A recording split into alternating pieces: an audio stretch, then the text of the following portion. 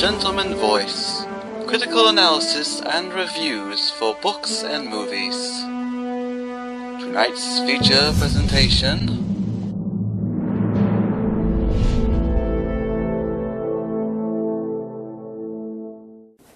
Hello and welcome to the Gentleman Voice book review. I'm the Gentleman, and today we'll be discussing T.S. Eliot's The Wasteland. Now, The Wasteland. It's a very interesting, long poem. If you know what's going on in it, then you are one of the few people. I did not like it because of that. It's very simply that. If you look at this book, it's the Norton critical edition of it, so they give you a lot of information in the back about it. And when I say a lot, I mean this much here is the actual poem. This is all what everyone else has to say about the poem. So it's split into 5 parts, and it is really, really confusing. It's so confusing that T.S. Eliot actually has footnotes at the bottom. Now the problem with that is, you get pages like this, where the footnotes take up half of the page. If it's so confusing that you need to have that many footnotes just to cover what this is about,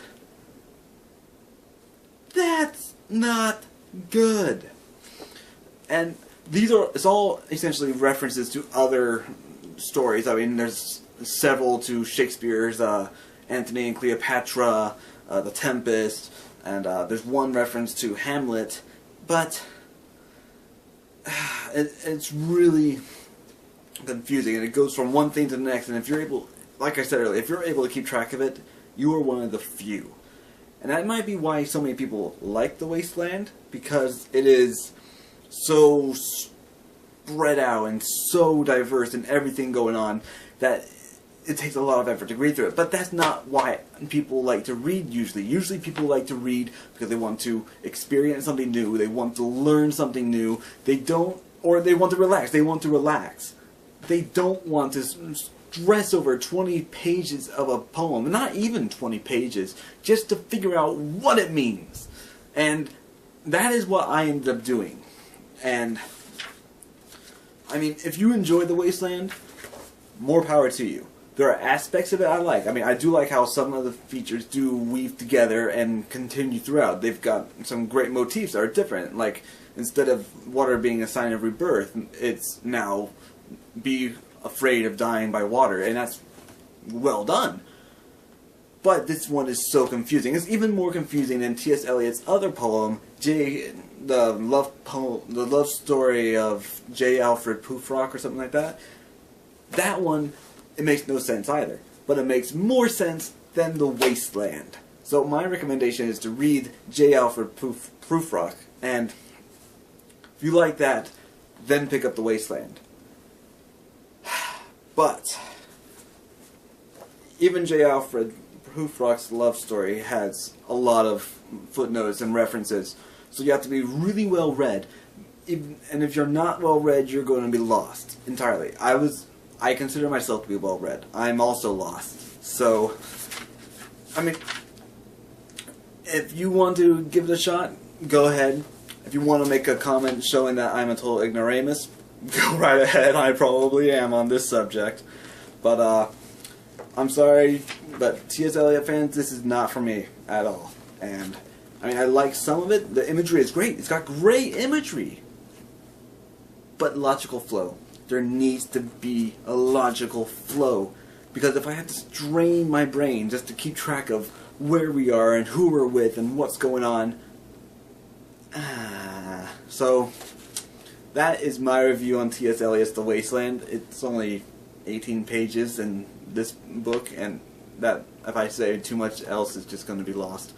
I mean, I could give you a quick read. Let me see. I'll read you the first bit where it's got some great imagery, but then I'll show you also a few lines later where it goes totally different. So, Part 1, The Burial of the Dead.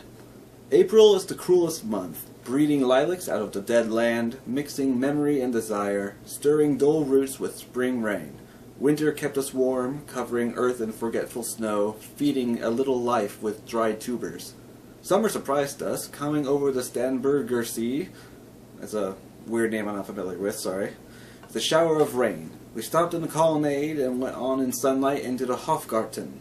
Now, if you read the footnotes down below, it says that the Starnberger See, whatever it's called, is actually a lake near Munich in Germany. And that's also where the Hofgarten is. And then, after that, the next line is, and drank coffee and talked for an hour. Then we started talking about how Bin gar kein Russin stammen aus Litauen echt Deutsch, which is essentially saying, I'm not Russian, I come from Lithuania, I'm a true German.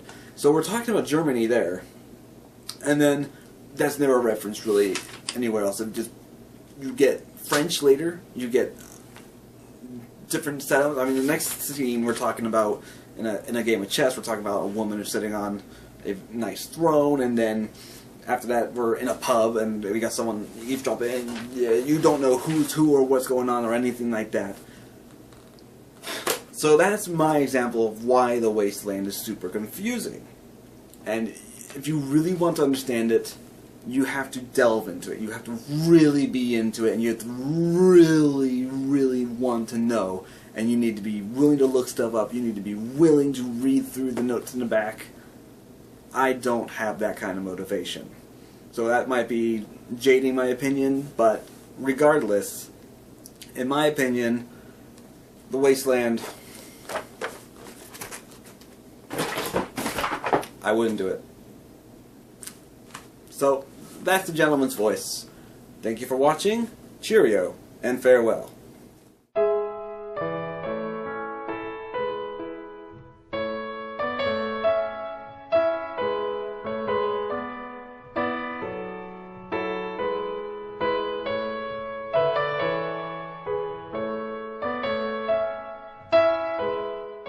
Also, for those of you who stayed past the quick credits, I know I said Star Wars would be up in May.